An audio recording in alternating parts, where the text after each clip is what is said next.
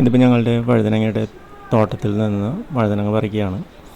ഇതിപ്പോൾ actually video കാണുന്നവർക്ക് അറിയാൻ പറ്റും, ഒരുപാട് തവണ നമ്മൾ ഈ വഴുതനങ്ങ ഇടയ്ക്കിടയ്ക്ക് പറിക്കാറുണ്ട്. അപ്പോൾ ആദ്യം ഇത് നട്ട സമയത്ത് ഇതിനെപ്പറ്റിയൊന്നും വലിയ ഐഡിയ ഒന്നും ഉണ്ടായിരുന്നില്ല. ഞങ്ങൾ കരുതിയിരുന്നത് വഴുതനങ്ങയൊന്നും നമ്മുടെ വീട്ടിലൊന്നും അങ്ങനെ അധികം വളരില്ലെന്നുള്ളതായിരുന്നു. പക്ഷേ ഇത് ഇടയ്ക്കിടയ്ക്ക് ഇപ്പോൾ കായ്ക്കുന്നുണ്ട്. നമുക്കിപ്പോൾ വീട്ടിലാവശ്യത്തിനായിട്ട് ഉപയോഗിക്കാം. അപ്പോൾ ഇതിൻ്റെ കുറച്ച് കാര്യങ്ങൾ പറഞ്ഞു തരാം.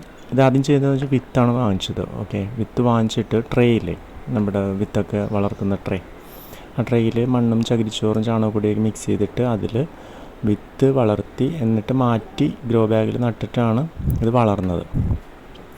ഇത് വളർന്നതിന് ശേഷം എന്ത് പറ്റിയെന്ന് വെച്ച് കഴിഞ്ഞാൽ ഈ ഗ്രോ ബാഗിൻ്റെ ഉള്ളിൽ നിന്ന് തന്നെ അതിൻ്റെ വേര് ആ മണ്ണിലോട്ട് ഇറങ്ങാൻ തുടങ്ങി. അതായത് ഇപ്പോൾ ഇത് ശരിക്കും പറഞ്ഞാൽ ഈ നിൽക്കുന്ന ഇതെല്ലാം ഗ്രോ ബാഗിലല്ല, അതിൻ്റെ വേരുകൾ മണ്ണിൻ്റെ ഉള്ളിലോട്ട് ഇറങ്ങി പോയിട്ടുണ്ട്. അതുകൊണ്ടാണ് ഇത്രയൊക്കെ വലിയ രീതിയിൽ ഇത് വളരുന്നത്. അപ്പോൾ നിങ്ങളും ഇതേ രീതിയിലേക്കൊന്ന് പ്ലാൻ ചെയ്യുകയാണെങ്കിൽ നമുക്ക് വീട്ടിലും ഇതുപോലെ ആക്കിയെടുക്കാൻ പറ്റും. പിന്നെ ഈ വിത്തിൻ്റെ കേസ് പറയുകയാണെങ്കിൽ വിത്ത് ആക്ച്വലി നമ്മൾ പല സ്ഥലത്തു നിന്ന് വാങ്ങിക്കുക, ട്രൈ ചെയ്യുക എന്ന് മാത്രമേ ചെയ്യാനുള്ളൂ. ചില വിത്തുകൾ വാങ്ങിച്ചു കഴിഞ്ഞാൽ അത് വളരില്ല, അങ്ങനത്തെ ചില പ്രശ്നങ്ങളുണ്ട്.